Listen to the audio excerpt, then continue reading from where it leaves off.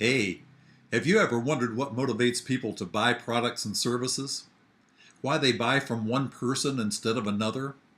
Why they actually will spend more money to buy from one company when they could have spent less money on the identical product from another company, maybe your company? Have you ever lost a sale to a competitor and just wondered why? Have you ever asked a spouse, family member, or friend, why the heck did you buy that?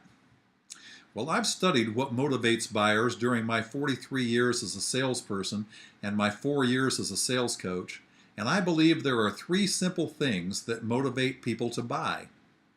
First, they like and trust the person they buy from. That's why the first step in the sales process is to build rapport. The most successful salespeople get acquainted with their prospects and find common ground with them.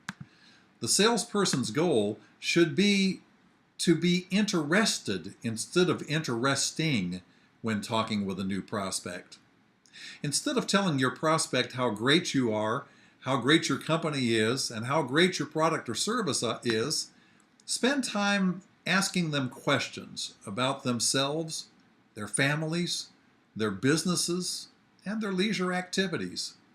Find out what they have in common with you and tell them about that commonality. Honestly, it probably won't take a minute to find something in common with almost every person you meet. The second thing that motivates people to buy is that they see value in the product or service being offered. In other words, they see what's in it for them. Remember that a prospect is really only interested in one thing, that great radio station WIIFM, which stands for What's in it for me? Too often, salespeople spend all their time in a presentation talking about aspects of their product or service that their prospects have absolutely no interest in. So first, ask a good open-ended question to find out what your prospect wants and needs. Then talk only about how your product or service can solve the prospect's problem or help the prospect get what he or she wants and needs. If they want more information, they'll ask you, and if they do ask, answer the question just as briefly as possible and move on. You sure don't want to bore your prospect.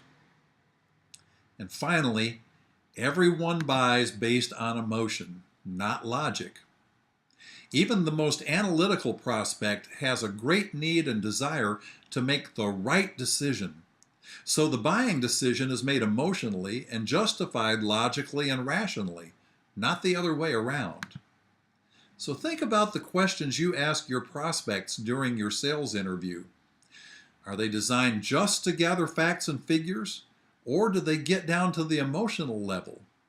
Do you find out how your prospects feel about their situation relative to your product or service? When you present a solution, do you talk with them about how purchasing your product or service is logical and reasonable?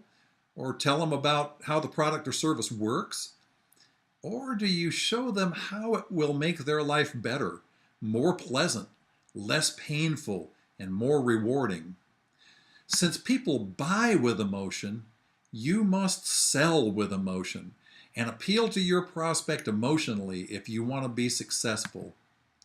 Now, when you put these three components together, building rapport with your prospects, finding out what your prospects need and want, and then showing them how your product or service fulfills their wants and needs, and appealing to your prospects on an emotional basis. When you do all three of those things, your prospects will buy from you more often than not. And guess what? They won't care how much they need to invest. They'll be buying you, and they'll be buying value rather than price. That's your Red Cap Sales Coaching Tip of the Week. See you next time. Good selling.